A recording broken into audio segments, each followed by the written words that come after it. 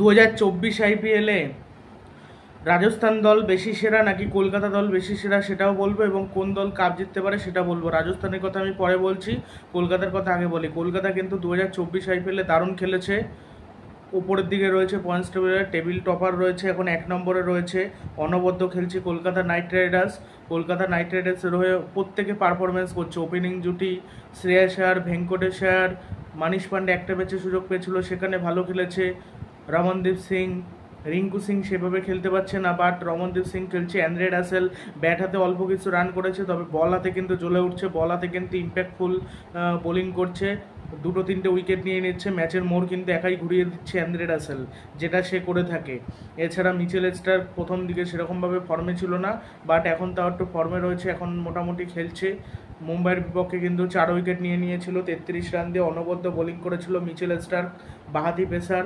সেই জন্য আমার মনে হয় যে কলকাতা এবারের কাপ নিতেই পারে, বলা যায় না। যদি কাপ না নেয় সেক্ষেত্রে আমি বড় অবাক হব।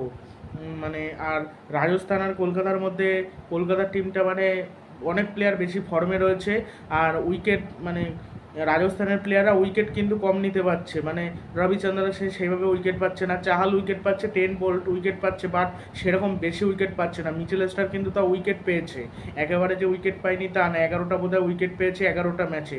তার 24 কোটি টাকা পেয়েছে, সেই অনুযায়ী হয়তো সেইভাবে পারফরমেন্স করতে পারেনি, বাট 11টা উইকেট নিয়েছে। অ্যান্দ্রে রাসেল 14টা উইকেট নিয়েছে, 16টা উইকেট নিয়েছে বরুণ চক্রবর্তী, আর 14টা উইকেট নিয়েছে ওই নারিন। মানে প্রত্যেকে উইকেট নিচ্ছে, আবার ব্যাট হাতে অনেকে জ্বলে উঠছে। আর একমাত্র গৌতম গম্ভীরের পক্ষে এগুলো সম্ভব হয়েছে, গৌতম গম্ভীর রয়েছে বলে এগুলো করেছে, এগুলো করতে পারছে কলকাতা নাইট রাইডার্স। এবার যদি কাপ না জেতে তাহলে আমি বড় অবাক হব।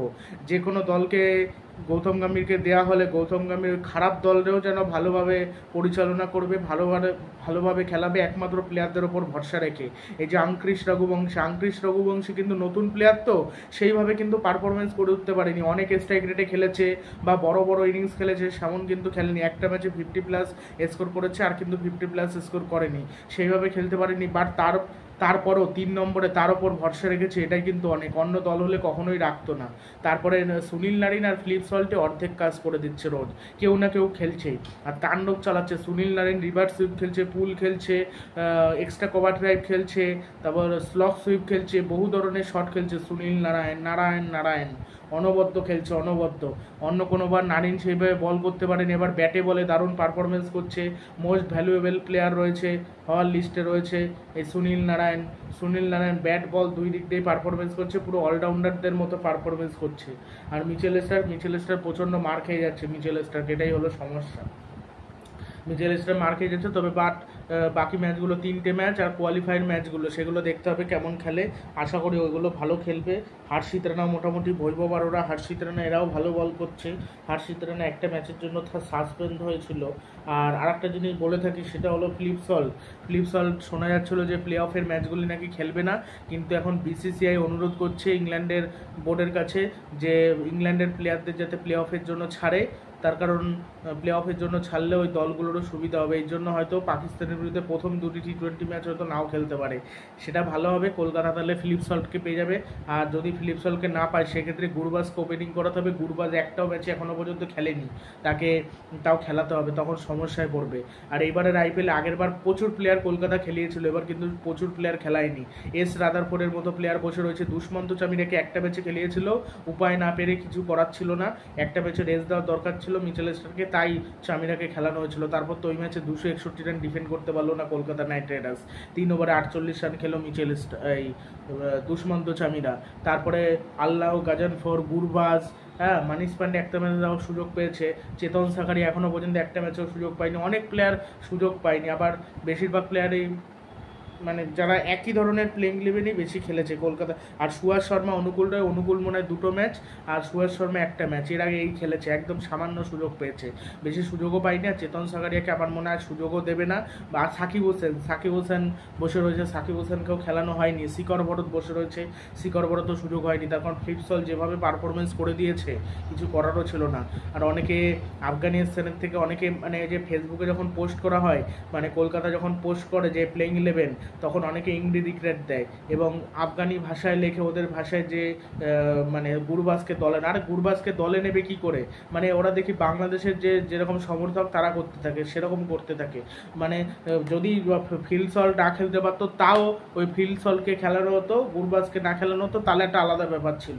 আর ফিল্ড সলকে যে কাজের জন্য নেওয়া হয়েছিল, মেরে খেলবে, উইকেট কিপিং ভালো করে দেবে, প্রথম দিকে সে নিজেকে উইকেট কিপার হিসেবে মানিয়ে নিতে পারেনি, এখানে অসুবিধা হচ্ছিল। তারপর যত সময় যায় সে কিন্তু নিজেকে মানিয়ে নেয় এবং উইকেট কিপিংয়ে যে কলগুলো করে সঠিকভাবে কলগুলো করছে, ভালো ক্যাচ হচ্ছে, যেমন গুরবাজ করছিল। গুরবাজ উইকেট কিপিং ফিলিপ সল্টের থেকে সেটা, বাট ওই ব্যাটিংয়ের দিক থেকে আবার মানে ফিল্ড সল্ট সেরা। ফিল্ড সল্ট এত সুন্দর মেরে শুরুটা করছে, অসাধারণ। এবার কলকাতা কাপ জিততেই পারে। কলকাতা লাস্ট 2014 সালে কাপ জিতেছিল, আর কিন্তু জিততে পারেনি। 2021 সালে রানার্স আপ হয়েছিল, তারা ফাইনাল ম্যাচে হেরেছিল, বাট এইবার কাপ জেতার সম্ভাবনা রয়েছে। শ্রেয়াসের হাত ধরে যদি যেতে ভালোই হবে। দিল্লির ছেলে গৌতম গম্ভীর, আবার শ্রেয়াসেরও দিল্লির ছেলে, দিল্লির হয়ে খেলেছে। গৌতম গম্ভীরও দিল্লির হয়ে খেলেছিল, এই জন্য আশা করছি যে কাপ নিতে পারবে। আর নীতিশ রানাকে কী করে একাদশে নিয়ে আসবে সেটা একটা প্রশ্ন। নীতিশ রানা আদৌ ফিট হলে হয়তো গৌতম গম্ভীর এমনও করতে পারে নীতিশ রানাকে হয়তো বসিয়ে রাখলো, এটা হতেই পারে, আমি অবাক হচ্ছি না। তার কারণ গৌতম গম্ভীর এরকম কাটছাড় সিদ্ধান্ত নেয়, মানে এখন যে উইনিং কম্বিনেশন কেউ চেঞ্জ করে। এবার একটা জিনিস করা যেতে পারে, কলকাতা কিন্তু এখন প্লে অফের দিকে জিতে গেছে, এখন যদি নীতিশ রানাকে দুটো আর তিনটে ম্যাচ বোধহয় কলকাতার বাকি রয়েছে, এই তিনটে ম্যাচে যদি অঙ্কৃশকে বসিয়ে রাখে, নীতিশকে খেলায়, সেটা আমি অবাক হবো না। এবার নীতিশ যদি ভালো খেলে দেয়, সেক্ষেত্রে প্লে অফেও যদি নীতিশকে খেলায় আমি অবাক হবো না। তার কারণ আঙ্কৃশকে এতদিন সুযোগ দিয়েছে তাকে, এখন তাকে সুযোগ দিল না, সেটা হতেই পারে। সেটা করলে আমার মনে হয় ভালো হবে। তবে শ্রেয়াস আর ভেঙ্কটেশ আর এরা এমন টাইপের প্লেয়ার, একই ধরনের প্লেয়ার, মেরে খেলার প্লেয়ার কম হয়ে গেছে। মানিশ পান্ডে ধরে খেলার প্লেয়ার, আর আঙ্কৃশ রঘুবংশী মেরে খেলার প্লেয়ার, বাট ওই বড় ইনিংস খেলবে সেটা না। আর এইবার নারিনের ব্যাটিং দেখে যেন অনবদ্য লাগছে। এবার কে বলতে পারে সব থেকে বেশি রান হয়তো নারিনই করে দিলে, এখনও 3টে ম্যাচ নারিন পাবে, 4-5টা ম্যাচ এখনও নারিন পাবে।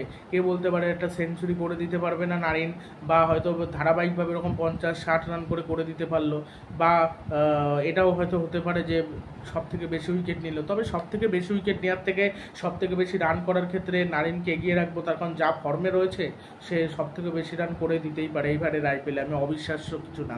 বরুণ চক্রবর্তী বরঞ্চ সব থেকে আইপিএলে বেশি উইকেট নিতে পারে, বা রাসেলও নিতে পারে, বা হর্ষিত রানা নিতে পারে, এদের মধ্যে কেউ নেবে। নারিন আমার মনে হয় সব থেকে বেশি উইকেট নিতে পারবে না, বা পার্পেল ক্যাপ জিততে পারবে না। এর আগে অরেঞ্জ ক্যাপ জিতেছিল কলকাতা নাইট রাইডার্সের হয়ে 2014 সালে রবিন উথাপ্পা।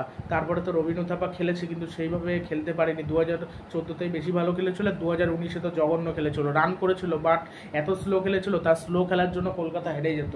তারপরে তো তাকে নিয়ে ঝামেলা শুরু হয়, সে স্ট্রাইক রেটের জন্য। সব দলই যখন একটা দল হেরে যায় না, তখন সেই দলের মধ্যে সমালোচনা চলে, সেই দলের সমস্যা তৈরি হয়, ঝগড়াঝাটি হয়, তারপর মনোমালিন্য হয়, বিবাদ হয়, তারপর কিন্তু সব ঠিকঠাক হয়ে যায়। এটাই হলো বিষয়। আর তবে রাজস্থান দল যেমন প্রথম দিকে পাওয়ার প্লেতে উইকেট নিতে পারে, কলকাতা নাইট রাইডার্স পারছে না।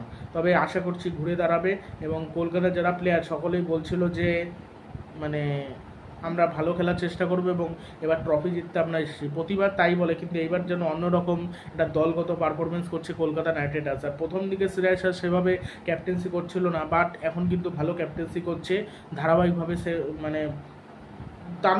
মানে দারুণ আর কি ক্যাপ্টেন্সি করছে, অধিনায়কত্ব করছে, ভালোই লাগছে। আর নীতিশ রানা আবার একটু মেরে খেলে তো, ভেঙ্কটেশ আর শ্রেয়াস আয়ারের মতো প্লেয়ার না নীতিশ রানা, টিকে থাকবে, না হলে আউট হয়ে যাবে। নীতিশ রানার উপর জন্য একটু ভরসাটাও কম করা যায়। আর ভেঙ্কটেশ আয়ার একটা সব থেকে বড় সমস্যা, প্রচণ্ড ডট বল খেলে। ডট বলের পরিমাণটা একটু কমাতে হবে। তুমি স্ট্রাইক রোটেট করে খেলো, তো শ্রেয়াস আয়ারও স্ট্রাইক রোটেট কম করে, ওই শুধু ডট বল খেলে, এই জন্য রানের চাপ বেড়ে যায়, লাস্টে বড় শট খেলতে গিয়ে আউট হয়ে যায়। তুমি ডট বল বাদ দিয়ে তুমি শট খেলো। আর রমনদীপকে শেষের দিকে নামাচ্ছে, আমি মনে করি ঠিকই আছে, লাস্টের দিকে আসে 6 বল, সে 6 বলেরই প্লেয়ার, একটু আগে নামাবে, তখন কিন্তু আবার ভালো খেলতে পারে নাকি সন্দেহ। সানরাইজার্স হায়দ্রাবাদের বিরুদ্ধে 17 বলে 35 রান করেছিল, কিন্তু আগে খেলার জন্য রাসেল, রিঙ্কু সিং এরা তো রয়েছেই, শেষে খেলার জন্য নাই রমনদীপই থাক। আর অনুকূল রয় সেইভাবে এবার পারফরমেন্স করতে আমি দেখলাম না। এইবারের আইপিএলে রমনদীপ সিংও কিন্তু ভালো ক্যাচ ট্যাচ ধরছে, প্রথম দিকে ধরতে পারছিল না, বাট পরের দিকে ভালো ধরছে। আর সুনীল নারায়ণ আবার ক্যাচটা ভালো ধরতে পারে না, এটাই হলো সুনীল নারায়ণের সমস্যা। তবে কোনো অসুবিধা নেই, সুনীল নারায়ণ যেরকম প্লেয়ার ব্যাটে বলে পারফরমেন্স করবে, ফিল্ডিং বাজে হলো কিছু করার নেই। তবে কলকাতা যদি এরকম হয়, মানে খুব ভালো খেলে ফাইনালে উঠলো, ওই ফাইনাল ম্যাচে হয়তো একটু ভুল হয়ে গেল, একটু ক্যাচ মিস হলো, একটু ভালো ব্যাটিং হলো না, ম্যাচ হেরে গেল। আবার রানার্স আপ হলো, আবার হেরে গেল কলকাতা। এর থেকে কষ্টের বিষয় আর কিছু হবে না, মানে সেটা যেন না হয় এবং সেরমভাবেই ভালো খেলা উচিত। আর ওই প্রথম দিকে ফিল্ডিং যেমন কলকাতার ভালো ছিল না, পরের দিকে কিন্তু ফিল্ডিংটা ভালো করেছে, বিশেষ করে মুম্বাইয়ের বিপক্ষে এবং লখনৌর বিপক্ষে দুবারই ফিল্ডিং ভালো করেছে, যার কারণে কিন্তু ডিফেন্ড করতে পেরেছে। একবার তো ডিফেন্ড করা 236 রান অতি সহজ ছিল, আর 170-এরটা কিন্তু খুব চাপ ছিল, দারুণ দারুণ। ওইটা একেবারে জাস্ট মানে আউটস্ট্যান্ডিং, অবিশ্বাস্য, সেরা। এরা প্রথম দিক দিয়ে ভালো হচ্ছিল না কলকাতা নাইট রাইডার্সের, পরে যে সংশোধন করে নিয়েছে, ভুলগুলো যত তাড়াতাড়ি সংশোধন করবে ততই ভালো। 2024 আইপিএল কি রাজস্থান দল জিততে পারে সেটাই কিন্তু এই ভিডিওতে বলবো, তাহলে ভিডিওটি শুরু করা যাক। 2024 আইপিএল রাজস্থান রয়্যালসের জেতার সম্ভাবনা একেবারে নেই তা বলা যাচ্ছে না, রয়েছে। কাপ জিততেই পারে অবশ্যই। এই রাজস্থান রয়্যালস কিন্তু এবারের আইপিএলে খুব ভালো পারফরমেন্স করছে, পয়েন্টস টেবিলের অনেক ওপরে রয়েছে। হ্যাঁ, খুব খুব খুব ভালো পারফরমেন্স করছে রাজস্থান রয়্যালস। ধারাবাহিকভাবে খেলে যাচ্ছে, তাদের বোলাররা ভালো করছে, মানে সন্দীপ শর্মা ভালো করছে, যুজবেন্দ্র চাল মার খেলে উইকেট নিচ্ছে, রবিচন্দ্রন অশ্বিন সেইভাবে বল করতে না পারলেও বাট রানটা কম দিচ্ছে, উইকেট হয়তো পাচ্ছে না, রানটা কম দিচ্ছে। তা কিছু কিছু ম্যাচে মার খেয়েছে রবিচন্দ্রন অশ্বিন, তাও এখনকার দিনের কী হবে, এত মার খেলে কিছু করার নেই। এখন যখন বোলিং পিচ হয় না, ব্যাটিং পিচ হয়, এখন কিছু করারও থাকে না বোলারদের। তারপর সঞ্জু স্যামসন ভালো ক্যাপ্টেন্সি করছে, রিয়ান পরাগ ভালো খেলে দিচ্ছে, যশস্বী জয়সওয়াল বা জস বাটলার এদের মধ্যে কেউ খেলে দিচ্ছে, যার কারণে রাজস্থান রয়্যালসের ভালো যাচ্ছে সময়টা। আর যশস্বী জয়সওয়াল আর বাটলার যদি একেবারে ফর্মে থাকতো, খুব ফর্মে থাকতো, তাহলে তো এদের খেলাই লাগতো না, বাকি যারা যারা নিচে ব্যাট করতে আসে এরাই ম্যাচ শেষ করে দিত। মূল কথা খেলা লাগছে, তার কারণ ওরা খেলতে পারছে না, তাই ওপেনাররা। আর তারপর আর কে রয়েছে, ধ্রুব জুরেল রয়েছে, ধ্রুব জুরেল ক্ষেত্রে সিমরন এটমায়ার রয়েছে, রমম্যান পাওয়েল আগের দিন চেষ্টা করেও জেতাতে পারলো না, বাট হায়দ্রাবাদকে কিন্তু তারা হারিয়ে দিচ্ছিল। রাজস্থানের যা টিম এবার কাপ নেওয়ার মতো টিম, এর আগের বার মানে এর আগে কাপ নিয়েছিল 2008 সালে শেনওয়ানের নেতৃত্বে, এরপর কিন্তু রাজস্থান রয়্যালস আর কাপ জিততে পারেনি, ফাইনালেও বোধহয় উঠতে পারেনি কোনো বছর। হ্যাঁ, ফাইনালেও উঠতে পারেনি রাজস্থান রয়্যালস। হ্যাঁ, রাজস্থান রয়্যালস ফাইনালে উঠতে পারেনি। 2008 শুধু একবার কাপ জিতেছিল, ওই একবার, আর জিততে পারেনি। আর প্রতিবার হেরেছে, ভালো খেলতে পারেনি, কোনো বার সমস্যায় পড়েছে, প্রচণ্ড সমস্যায় পড়েছে, মানে খুবই খারাপ খেলেছে, খুবই জঘন্য পারফরমেন্স করেছে, এই হলো বিষয়। তবে দেখা যাক রাজস্থান রয়্যালস, তবে আমার মনে হচ্ছে রাজস্থান রয়্যালস এইবারের আইপিএলে চ্যাম্পিয়ন হলেও হতে পারে, সঞ্জু স্যামসনের হাত ধরে ভালোই হবে। 10 বল ভালো করছে, 10 বোল্টের কথা বলতে ভুলে গেছিলাম, 10 বল পাওয়ার প্লেতে ভালো বোলিং করছে, ডেথ বোলার হিসেবেও ভালো করছে, মানে সব দিক থেকে কিন্তু 10 বল ভালো করছে। 10 বলটা আগে ভালো করতে পারতো না, এখন কিন্তু ভালো করছে, মানে আগের থেকেও ভালো করছে। আগে ডেথ বোলিংটা ভালো করতে পারতো না, তবে পাওয়ার প্লেটা সবসময় ভালো বল করতো। যখন কলকাতায় ছিল, দিল্লিতে ছিল, তখন ওই একেবারে খারাপ বোলার ছিল তখন। তারপরে মুম্বাইতে আসলো, মুম্বাইতে তো অসাধারণ খেলেছিল। মুম্বাই 2020 সালে ভালো খেলতে পেরেছিল একমাত্র 10 বোল্টের জন্য, অনবদ্য খেলেছিল 10 বোল্ট, মানে অনবদ্য, যার সেরা। তারপর তো আলাদা ব্যাপার হয়েছিল। উইকেট কিপিংটাও ভালো করছে সঞ্জু স্যামসন, এর জন্য বাটলারের মতো উইকেট কিপার থাকতে তাকে দিয়ে উইকেট কিপিং করাচ্ছে না, করছে কিন্তু সঞ্জু স্যামসন। সেজন্য সঞ্জু স্যামসনের দল ভালো খেলেছে, রাজস্থান রয়্যাল চ্যাম্পিয়ন হলেও হতে পারে, হলে তো ভালোই হয়, তাহলে দ্বিতীয়বারের মতো চ্যাম্পিয়ন হয়ে যাবে। তবে এটাও হতে পারে হয়তো অন্য কোনো দল চ্যাম্পিয়ন হয়ে গেল মাঝখান থেকে, তারা ভালো খেললো বাট জিততে পারলো না। আগের বছর গুজরাট কিন্তু খুব ভালো খেলেছিল, কিন্তু চ্যাম্পিয়ন কিন্তু হয়নি, চ্যাম্পিয়ন কিন্তু চেন্নাই হয়েছিল। এরাই অনেক সময় ভালো খেলা সত্ত্বেও সেই দিন হয়তো খারাপ খেলা হলো, সেই জন্য ম্যাচটা হেরে গেল। রবিচন্দ্রন অশ্বিনকে দেখলাম কিছু কিছু ক্ষেত্রে আগে ব্যাটিংয়ে পাঠানো হচ্ছে, 3 নম্বর 4 নম্বরে ব্যাটিং করতে নেমেছে। এবার সব সময় সেটা করলে কিন্তু হবে না। আর এই ঋতুরাজ গাইকোয়াড এইবারের আইপিএলে যেরকম টসে হেরেছে শ্রেয়াস আয়ারও প্রচুর টসে হেরেছে, একবারও জিততে পারেনি এখনও পর্যন্ত বোধহয়, না একবার মনে হয় জিতেছিল, খুবই বাইরে অবস্থা। আর ধারাবাহিকভাবে সিমরন এটমায়ার রাজস্থান রয়্যালসের হয়ে ভালো ফিনিশ করে গেছে। 2022 সালে তারা, আর হ্যাঁ 2022 সালে রানার্স আপ হয়েছিল, আমার মনেই নেই 2022 সালেটা আমি বলতে ভুলে গেছি, এখন মনে পড়লো তাই বললাম। 2022 সালে রানার্স আপ হয়েছিল, গুজরাটের কাছে তারা হেরেছিল। আর আগের বছর তো ভালো খেলেছিল প্রথম থেকে, বাট শেষ দিকে ভালো খেলতে পারেনি, এই জন্য সমস্যা হয়ে গেছিলো। তবে আশা করছি তারা ভালো খেলবে, মানে কাপ জিতবে। দেখা যাক কী হয়। ভিডিওটি ভালো লাগলে চ্যানেলটি সাবস্ক্রাইব করে দেবেন এবং ভিডিওটি শেয়ার করবেন। আর রাজস্থান রয়্যালস কি কাপ জিততে পারে সেটা অবশ্যই কমেন্ট বক্সে জানাতে ভুলবেন না।